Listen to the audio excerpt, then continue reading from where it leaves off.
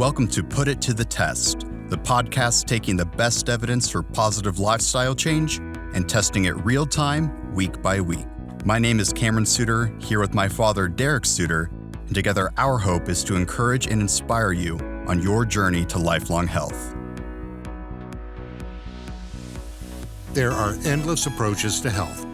Finding the best path forward can feel overwhelming, I know.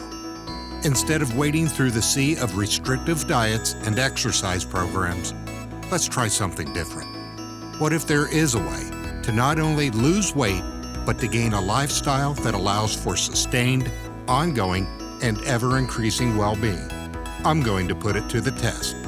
This podcast chronicles my own journey with the support of my son to adopt a truly healthy lifestyle. So join us as we discuss the factors that play into health from an easily digestible layman's perspective. All things from habits and mindsets to nutrition and exercise.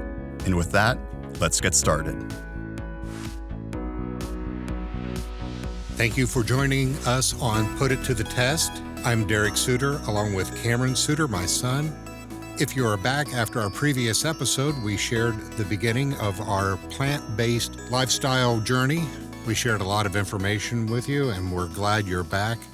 And we'd like to begin this week by talking with Cameron and learning about his journey into the plant-based food lifestyle, why he got into the plant-based food lifestyle, the challenges that he's had with his journey, and where he's at today.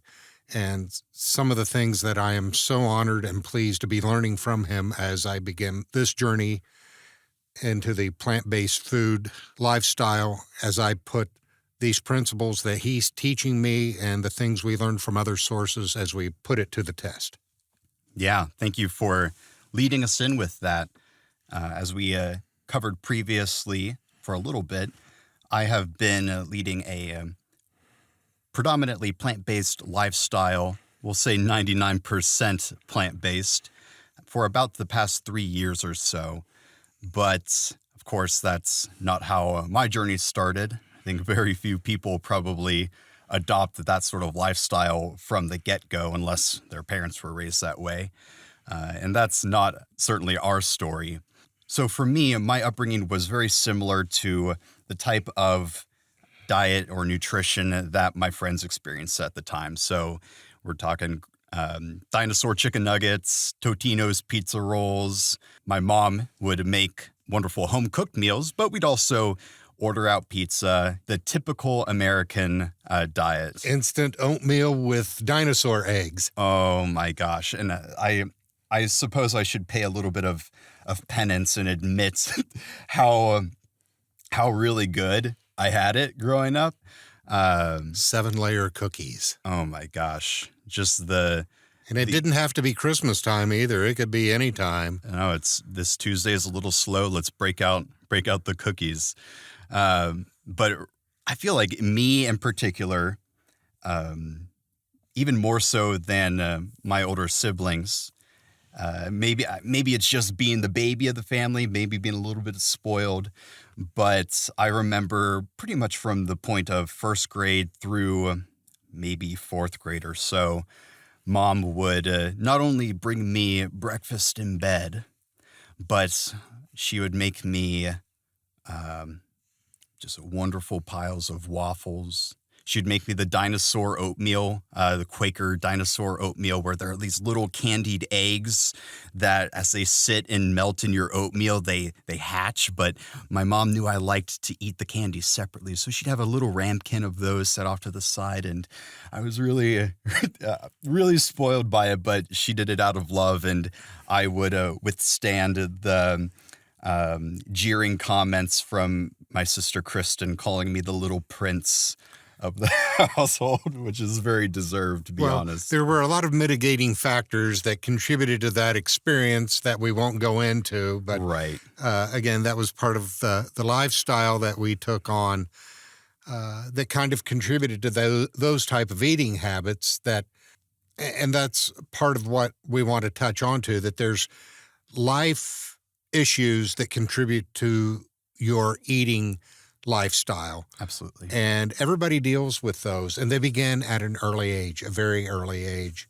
Looking back on that, how do you see that formed some of the concepts that you have now toward your attitudes toward food and eating? That's a great question. And I think it warrants a necessary preface because as we've both learned and have grown in our knowledge of food and nutrition, there were things that we did back then when I was younger that we've grown from and we eat differently now as a part of the journey of this podcast, even. But I would really hesitate to be critical of myself or even our family at that time because, like you said, there were a lot of things that our family was working through, as any family does, that is stressful. And while using food to cope can certainly go into unhealthy areas, there's also just a fundamental aspect where that's human and we use food Right. for comfort. And the fact of the matter is, yeah, did I have probably too many chicken nuggets and pizza rolls and Little Debbie's? Oh man, the Little Debbie's. Maybe more than I should have as a kid. Yeah, but the fact of the matter is, we always had food on the table and we were sharing it as a family. Right. And that's what we're doing now is we're coming together as a family to share in this journey of becoming better Yes. with our relationship with food. And I'll call that a relationship. And I think a lot of people can identify with that they have a relationship with food. And they don't really look at it from the standpoint of a health issue. And I'm guilty of that myself. I had what I thought was a positive relationship with food and that I loved all food. Right. But as I found, because of my health, the food didn't necessarily love me back. Yeah. That's why I'm in the situation I am now and correcting that. Now, let's go to when, and you touched on that in the last episode a little bit, of when you felt that need and why you felt that need. And I encourage you to, who didn't hear that podcast, to go back and listen to episode 1 where Cameron goes through why he decided to go with a plant-based diet. Just quickly recap that and share with us how that relationship with food has changed recently. Yeah, absolutely. I'll give an abbreviated version of my motivation for eating a more plant-centric diet now, and then I'll maybe circle back on where some of the struggled mentalities around food began. So for the past 3 years or so, I've adopted we'll say fully plant-based diet. There are a few exceptions I make, maybe around the holidays, enjoying just our family Christmas cookies, or if I'm served a piece of bread and it has a little bit of butter on it, I'm not going to whine about sending it back. But as a friend of mine said, what matters most is what you do most of the time. And that's really the mentality that I've taken as I've learned more about the science around plant-based nutrition, its ability to prevent and reverse many of our leading killers in our American Western culture. And as I learned more about that, it just became so empowering to me. And I began to feel just really good in my body, even though I wasn't technically overweight before adopting this plant-based lifestyle. I just began to feel so energized and capable. I noticed my recovery in the gym was increased, and I was just full of energy. So I feel really good about where I'm at now. But as you alluded to, it's been a journey to get there. What were some of the major struggles that you had to go through to get transitioned fully to a plant-based diet? What were those hard-hitting transition points? Yeah, I think some of them started earlier in childhood. I seem to remember what I lovingly refer to as my chubby years, as probably a fourth or fifth grader. I think I was at my heaviest as a kid. I remember weighing myself pretty obsessively at that time, actually. At the very least, weighing more than was healthy and there were even some instances with my friends where I began to just be aware that I was heavier than the rest of them. And I don't think it was overly apparent because the weight was pretty distributed and it wasn't very visible in my face.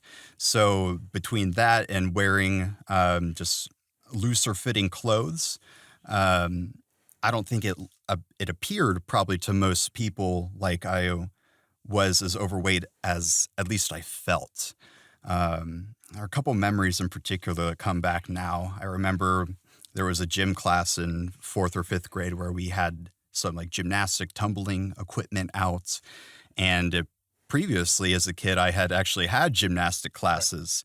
Uh, Before I had put on a little bit of weight, I learned to do cartwheels and jump around and all those things I love to do. And so with those in my memory, I was like, oh, well, I still remember how to do a cartwheel. And so I had tried to do that in this gym class, and my slightly heavier than remembered body didn't handle the cartwheel as I had remembered. And I remember I kind of flopped over, and my shirt came up, and my belly was exposed. And one of my friends, and it always seems to be your friends that make these sorts of quips, he was joking, but he was like, "Oh man, put that away." And I was like, "Oh, like that hurt."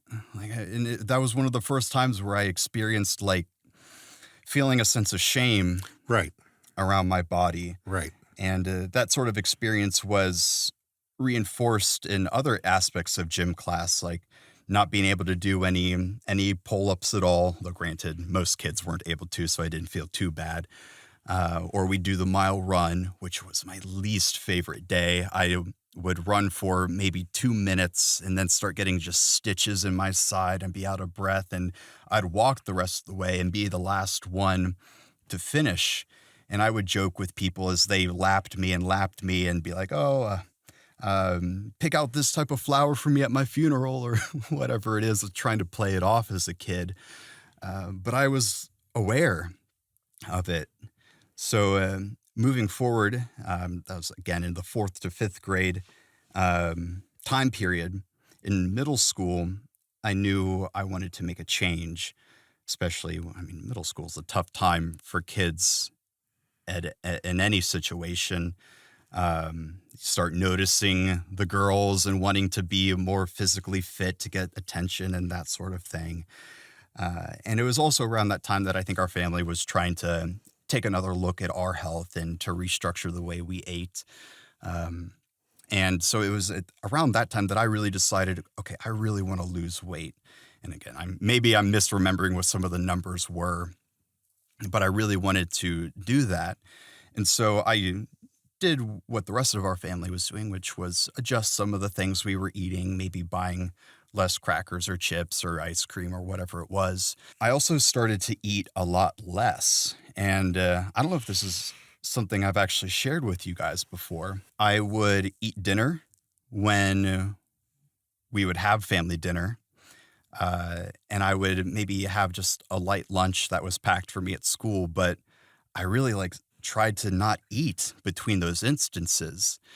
And I don't think this went on for more than a couple weeks. And I don't know how consistent I was toward it as a whole, but I was really trying to just lose the weight as quickly as I could. And in my mind, it was like, well, if I can reframe hunger as a feeling that means I'm losing weight and I'm getting closer to my goals, then I'll just lean into that. Looking back now, of course, I see that wasn't healthy. That, certainly there are a lot of ways that someone can lose weight. Smoking cigarettes is a great way to lose weight, but probably not the one we'd recommend, No. uh, for the record. But when I was at that age, 13, 14, however old I was, it seemed effective. And for the time it was. And I remember we would come back to gym class again. Now I'm in, I think, sixth or seventh grade. And all of my gym scores really improved. Partially, I'm sure, to puberty and just coming into a bit of a stronger body, but also coupled with the weight loss that I had put myself through. I think I maybe lost 15 pounds or so, which is significant as a kid. And I started to have like a really great long jump score. Like I began to get pretty fast. And later, I ran track. And my friends would uh, joke with me of like, oh, did you like hop up on Mountain Dew before we did our gym class or something? And really the only person that noticed was my gym teacher, because she had weighed me again from the previous year and she saw that I lost weight and she's like, hey, like, that's good job. Like she was just affirming that. And that felt really good to see someone affirm that I had made these changes. Well, and one thing I'd like to add is you did that on your own, Yeah. because Yeah. I know that you did it. But the fact of the matter is that I had my own struggles at that time. Right. And to a certain degree, we provided nutritious meals for you, but at the same time, we provided free reign of ample snack foods too. We weren't the type of parents that we were going to monitor every bite you put in your mouth. Sure. And we weren't going to dictate those things. Now, we did limit snacks to a certain degree, as most parents would. It's like, hey, you've had enough. You don't need any more of that. But you took that upon yourself to have the initiative and the fortitude to say, I'm going to control this. And I admire you for sharing that. And that set you up for your future success also, because you proved to yourself, hey, I am in control. I can do this. And that's something that I wasn't able to do at that age, having the similar circumstances of dealing with weight and body issues early on, all the way up through until my early college years. So I admire you for that, for having, even at that early age, the capacity to recognize an issue. And part of that was an educational issue too, because the food education information that's available now, and even at that, when you were younger at that time, was much more prevalent than it was when I was that age. Sure. You had access to cultural elements that were encouraging good health and nutrition, whereas when I was a kid, it was, here, buy this and eat this. We don't care how much sugar is in it. You'll love it. Right. I think about how as I led into that new stage of being in a healthier body, that I had adopted habits that were bolstered by your guys' support. Because as soon as I started to experience like, hey, like I can actually enjoy running without it hurting after 2 or 3 minutes, or wow, I can actually jump further than some of my friends. Well, maybe I'll try track and field.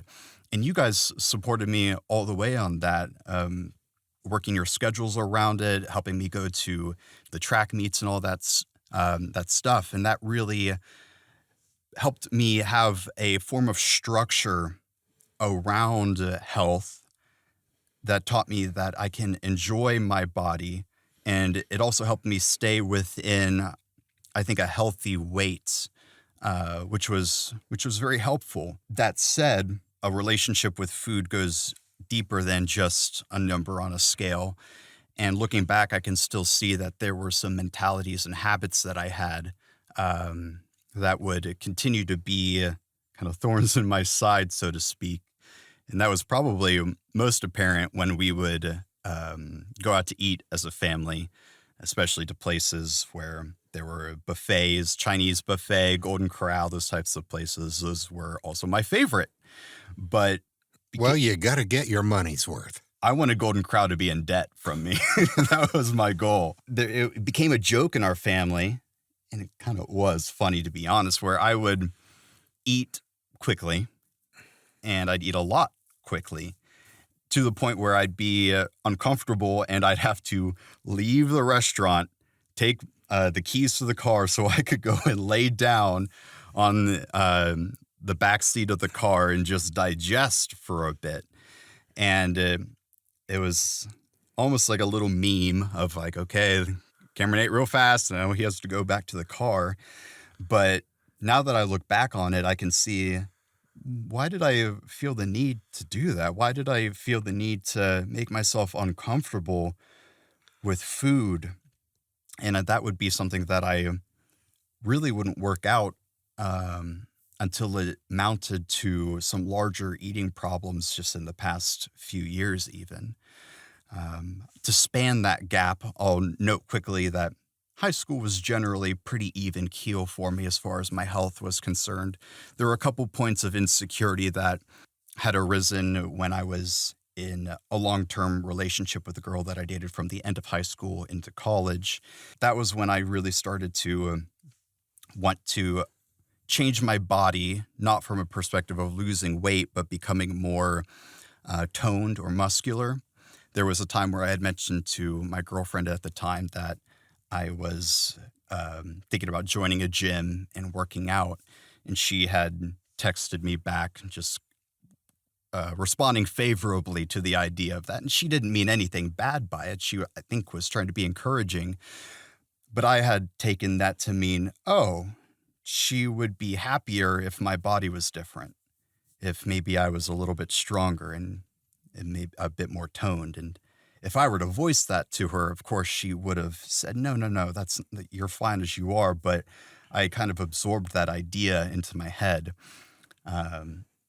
And that was something that I carried with me into college, which again, I was still at a healthy weight, but I would try to go to the gym, probably for motives of trying to change myself rather than take care of myself. But overall, it was a pretty even time in regards to my weight and my health. It really didn't start to change until after I graduated. And curiously, it had little to do with nutrition or my body image itself.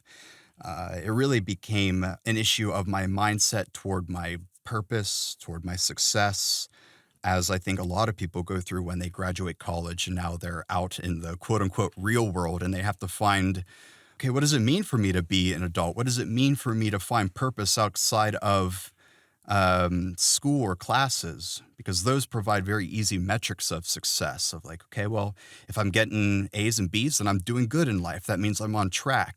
But if I now am out of school and don't have those metrics to judge myself against, how do I know that I'm doing enough? How do I know that I am enough? And it were those questions that I think drove me into some unsustainable habits, even just concerning my work and especially my artwork. For those of you who don't know me personally, my vocation is as an artist, an illustrator.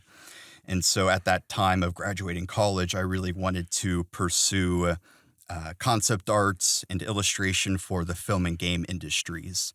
And I knew that my portfolio after graduating art school still wasn't where I needed it to be in order to apply to the sorts of jobs that I wanted. Maybe carrying on that same sort of moxie that I had as a kid and was trying to lose weight for the first time, I began to become really fixated on the idea of optimizing my habits, of becoming as hard a worker as I could, to use the vernacular of our culture to grind and hustle my way to the type of position I wanted. And that type of language is really, it's really popular these days, especially amongst young men who are searching for a sense of purpose in this world, grind their way to the top to sacrifice maybe mental or physical health in the name of whatever success is defined as. At that time, I was doing a lot of things that on paper made me really productive. I was coming into work early to work on personal projects. I was really tight on my schedule. I was getting a lot of stuff done. So again, on paper, it probably looked like, wow, Cameron's moving ahead. He's doing a lot. He's doing great. But of course, this comes at a cost. And for me, it began to manifest in my eating habits. It was a strange experience, actually, because I started to notice that whenever I'd have downtime, when it was time to rest, I would start to feel very anxious, especially in the evening. The evening began to feel like a strange void where I didn't know what to do. I was too tired to keep on grinding and working at whatever project I had, but I was too listless to really let myself rest and just be still. And so it was about that time, and this is maybe 4 or 5 years ago at this point, where I slowly started to notice like I'm losing a little bit of control over my eating. I'd go into the kitchen, and I think everyone probably experiences grazing from here or there, but I would just eat and until I ran out of food or until I began to feel that same feeling as a kid at the buffet where I'm uncomfortable. And for the first while, maybe a couple months of this, it would maybe happen once a week or a couple times a month. It wasn't too bad. But I just kind of wrote it off as like, like, okay, don't do that again. Just get back on track, keep moving along, on grinding and hustling forward. But after I dealt with this for maybe a year or so, I was like, uh, I think this is, I think this is the problem. I think I might need some help for this. So that was the first time that I sought counseling for it. And it was just through a local university. They had discounted counseling for the students who were majoring in that area. And I was like, hey, that works. That helps. And so I did that for maybe a couple of weeks, but it wasn't quite the fit I was looking for. So some time passed, and I was still trying to learn how to balance my schedule, learn how to balance my life in a way that was sustainable. I hadn't quite learned the lessons about that yet. And then I led into where I hired my first real counselor who was a specialist in eating disorders. And I had to come to terms with the fact that, like, yeah, I think what I am dealing with is an eating disorder. Which is, again, a form of an addiction as well. Yep, it is. Or it's a symptom of an addiction, or the food addiction, again, is an eating disorder in itself. Yeah, it is. There was something empowering, though, about coming to terms with that. Well, you had somewhere to go. Yep. And you had an answer. And from a relatability standpoint, knowing is knowledge, knowing is power at that point. Yes. When you have something, oh, this is real. It's not in my mind. It's not just, oh, I'll get through this on my own.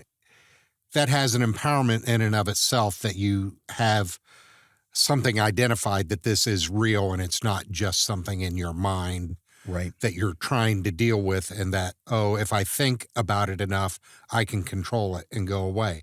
And I'm glad you came to that realization. And of course, we were there supporting you along with that process, but we weren't equipped to help you with that. And me especially, having my own issues, was not equipped to help you with. And how many times I wish I could help you with this, but look at me. I'm probably the person that you don't want advice from at that point. And again, you chose to put it to the test. It's true. You chose counseling, and you were going to put that to the test to see how that could benefit for you. That's true. But I will also say that the familial support that I got from you guys is not to be glossed over, because a lot of times, and this is just a universal experience, that what people need isn't always the answer, but just someone to sit with them through it. Right. And I remember there was a day in a season, really, where I'd come over to visit you guys on Sunday, and I would often just be in these just down moods. And I knew that you guys noticed, and I just felt depressed because I felt trapped in this cycle of wanting to do great things, but feeling like I was on a roller coaster with this, what became binge eating. And I remember there was one instance where I come over to visit you guys. And to preface it, I should say that most of the time when I would binge on foods, it would just be on whatever food I happened to have on stock. I would eat to the point of pain and discomfort, and have to suffer the discomfort of that for the next day. But I was generally eating fairly healthy at the time, so it wasn't as detrimental as it could have been. Too much of a good thing. Right, exactly. But then there came a point, and I remember this day really vividly, where it was the first time that I went out to the store to buy food specifically to binge on. Because prior, I'd never done that. It was just, okay, well, I've got this on hand, I have access to it. But this time, it was a step further to where I went to the store, and I felt it was such a bizarre feeling. It felt as though everyone in the store was watching me or knew that I was doing something bad. And I was almost like shaking a little bit as I'm walking through the aisles. And I bought just the least healthy things I could think of that would be the most indulgent. So I bought like a big coffee cake from the pastry section. I bought a tub of ice cream and I think some chips. And I had ordered some pizzas from a local pizza joint. And I brought all this in, kind of hiding it from my roommate. And I just sat in my room in my apartment and just ate, just trying to, I guess, block out this feeling that I wasn't doing enough, or that I wasn't doing enough to amount to the goals I had in my career and life, and ended up throwing most of the food away after I was nearly sick on it. But it was that Sunday where I had visited you guys, and I had told you that I had gone out to buy food to binge on, and I just broke down in tears. But you guys were there for me, and you held me and just supported me, and were present. And that was as valuable to me, and I think as necessary in my journey forward as counseling was itself. And that's something that's important and that a lot of people don't have, is that support structure. Right. And it's not to say that that support structure has to be knowledgeable in providing an answer. And a lot of times I don't need an answer. I just need someone to listen. Right. And we've all heard that many, many times in lots of scenarios and lots of life difficulties.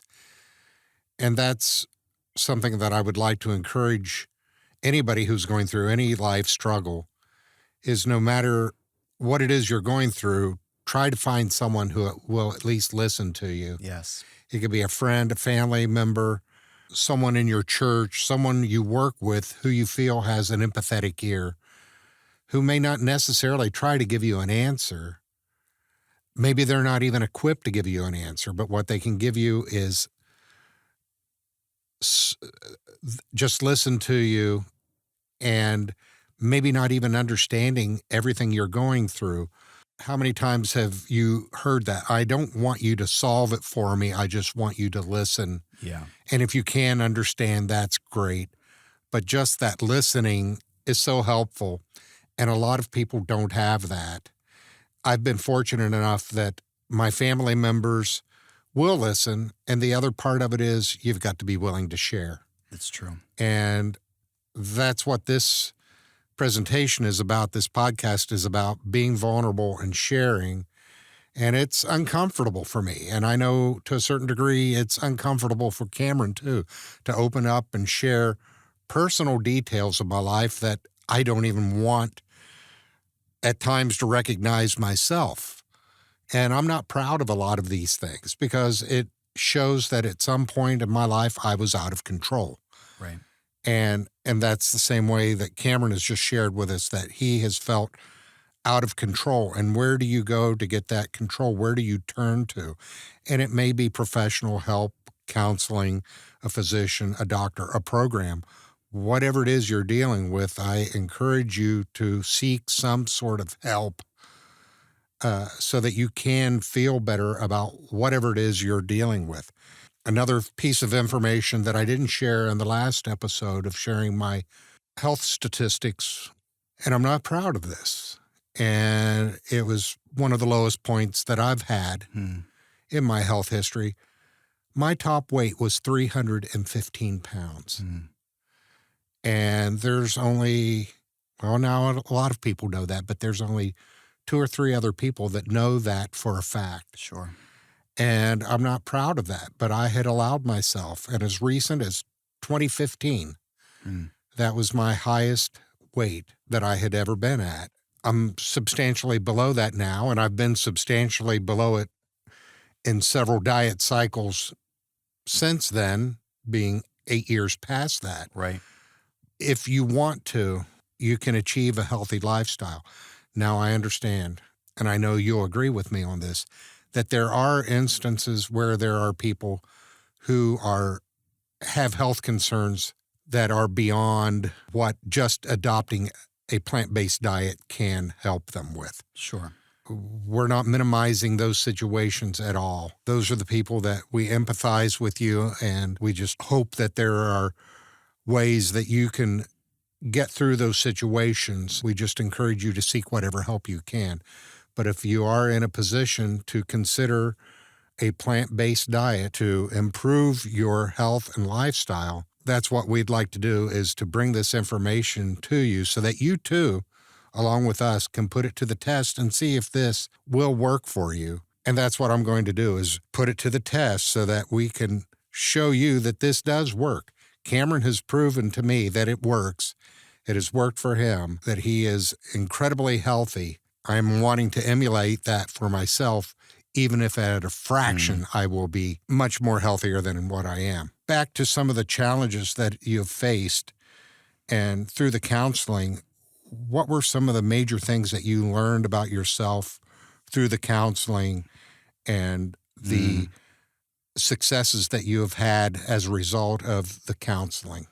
Yeah. Well, first, I just want to respond to what you said and thank you for that vulnerability and sharing that bit of your story as well. And I fully agree that everyone needs counsel of some sort. And we get that from all sorts of places, be it family, friends, just trusted people that we can interact with. And at times that counsel may come from a professional counselor. And that was a route that I had taken and was really necessary for me in this journey of combating binge eating. I remember just needing to come to terms with that for myself, because I had looked up like the clinical definitions of what binge eating disorder qualifies as, and I met it, especially when I was on a cycle of maybe binging once a week or more than once a week, which felt pretty debilitating because the binge may happen in one night, but your body's recovering for the next day or so. And part of the struggle that I felt was because I wasn't overweight, I had to accept that my experience of binge eating was valid. Because often the stigma would be that, oh, only overweight people or those facing obesity are binge eating. And that may be the case, but it may not be. Because most of the time I was eating healthily, but then it was dotted with these instances of going really off the rails.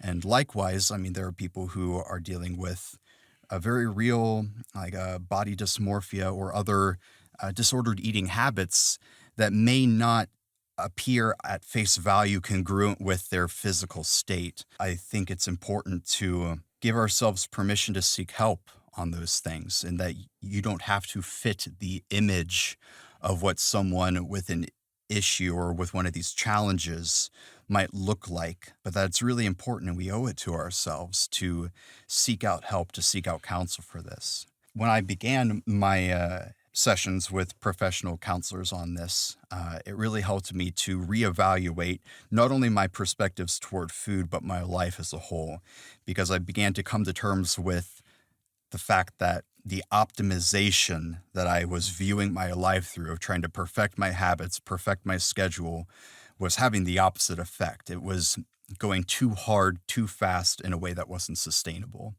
And that's where that key word, sustainable, started to really come in and be a powerful force for me, to where my counselor at the time really taught me to have compassion and patience for myself, that it wasn't merely about judging the success of my life at that time by how effective my habits were, by how many art pieces I was producing, by how close I was to applying to the jobs that I had, but really coming back to a more fundamental understanding of my worth, especially as it was informed by my faith. I continued on in counseling, and in full transparency, I was in counseling with that therapist for a little over a year. And there were periods where maybe I'd go a month or two without binging, and then there were times where it would repeat, and it was very cyclical, and I would often doubt if I would ever get out of this.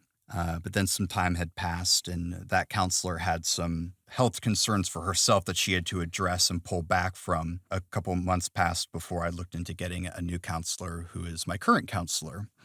And working with her has been just as wonderful. And she, in particular, has really helped me to adopt perspectives toward food that are really life giving. She introduced to me a concept of living within the gray, that if you imagine your life kind of on a spectrum of white to gray to black, that on the far ends of those spectrum are feeling really, really hungry, and on the other end, just in pain full. In the experience of binge eating, I'd experience both ends of those spectrums pretty frequently, because I would eat to the point of discomfort, which was to the far end of one scale. And in an effort to overcorrect and get back on what I presume to be on track, I would not eat for the next day, which made me really hungry, which led me back then to overeating, which led me to trying to restrict. And there was this back and forth. So she really taught me that I can learn to trust in the bodily cues that I naturally have of satiety and hunger, how to honor those, and move forward in a way that's really intuitive. Because before, in an effort to optimize my life, I had also tried to do that with food in some ways, and that led me into tracking all the things I would eat through online nutrition trackers, and I'd be really concerned about my calorie intake, trying to hit all the macros that I wanted in an attempt to again, grind toward my health goals. But it wasn't until I realized that those things were driving me to a place of unsustainable habits, of things that were leading me into anxiety, of leading me into feeling very restless in my downtime, to the point where I would just want to binge to cope with it. You've mentioned several times the grind mentality. Yeah. Something that just struck me that I can use for myself, and associated with that grind mentality is the aspect of quantifying things. Yeah. That you're quantifying the time, quantifying what you eat, quantifying the nutrients in what you eat, that you had that quantifying aspect to practically everything in your life. I did. That you were trying to measure up to something is what you were doing, no matter what it was, even your eating. And it seems like the counseling maybe took you to a qualifying mentality. Yeah. Where it's the quality of what it is you're doing, the quality of time that you're spending doing a given activity, the quality of the food that you're eating, along with a quantity applied to it. But what is the quality result from those efforts of time spent doing things toward your career achievement? And what is the quality achieved from the food that you're eating? And I think that's the takeaway that I have from what you've just shared, is that qualifying aspect of nutrition and life in general, of what quality of life are you deriving from the gratification of food. And that's part of it, is it's a gratification. What gratification did you derive from eating mass quantity? Well, I wouldn't say that you achieved much gratification at all. Not beyond the immediate satisfaction. Right. That tasted good. But from a health standpoint, you really didn't achieve anything. Not at all. And I think that's something that I know I'm going to have to work through, is qualifying my food. Right. qualifying my choices, no matter what they are, life choices, what I choose to do and when I choose to do it. So this is more than just food decisions that we're making. Yes. Yeah. These are lifestyle changes that will affect all your choices, no matter what they are, in relationships and in career choices, anything that you want to apply to it. And thank you so much for sharing all of this, because it brought me to this realization. But taking a mentality of qualifying the quality of your decision and not the quantity so much of it. There is a quantity factor to all decisions as well, but let's not get absorbed with the quantity of something as opposed to the intrinsic quality attached to it as well. That was powerful. I appreciate you sharing that. Yeah, thank you for that encouragement. It's been a powerful realization for me as well. And it's no mistake or coincidence, I should say, that it's run parallel with my adoption of a more plant-based diet. In the past, when I was really focusing on trying to optimize myself and tracking my food, being very quantitative, as you were saying, there's a certain joy in having a structure that I think can lead us into over quantifying something. I want to acknowledge there's a bit of nuance to this conversation as it relates to nutrition, because some people might find that tracking or weighing out their food serves as a really supportive form of structure that is able to help them move toward their health goals. Right. But And I didn't want to minimize that. no, and I don't feel you did. But I realized that there was something greater in wanting to not have to rely on calorie counters or on scales to judge whether or not I was allowed to be happy with myself for the day. Because when you begin to weigh your contentment and your self-worth against a numeric value of calories or weight, then it becomes a self-defeating journey. And what counseling has taught me is to, again, be able to trust in my body, because there's a lot of distrust that is sown of like, oh, am I going to binge if I eat this? Or am I going to go off the edge if I go to a party and they have food I'm not used to? And so learning perspectives and tools to combat that are really helpful, because I want to live in a way that I have peace in my body, that I can like my body, that I can feel like my body is in service to me and the things that I value, rather than my body being something that's holding me back. And learning to view things more in a quality mindset, as you were saying, was such a key to that, because as I learned more about the power of plant-based nutrition, itself a form of structure, but it wasn't so tight that I was being held against a calorie counter. Right. It was more so learning about the nutritive properties of food and how I can push and pull those for wherever I'm at. I love what Dr. Greger says when in response to someone asking, is blank healthy? He always says, well, in compared to what? If you are just comparing something in a vacuum, you can say it's as unhealthy or unhealthy as you'd like. But understanding that even the healthiest foods sometimes have healthier counterparts, it gives me a flexibility to view the quality of things in a way that's more intuitive and sustainable. For example, you could ask like, well, is a banana healthy? And it's like, well, compared to chips or ice cream, absolutely, a banana is healthy. Compared to so-called superfoods like blueberries or goji berries or some of these sorts of very nutrient-dense things, a banana isn't that impressive. But understanding that I don't have to view my life, I don't have to view nutrition, I don't have to view my worth in these black and white terms of success or failure. I don't have to view food as good or bad, which attaching moral labels to food gets very tricky. And we can maybe talk about that more another time.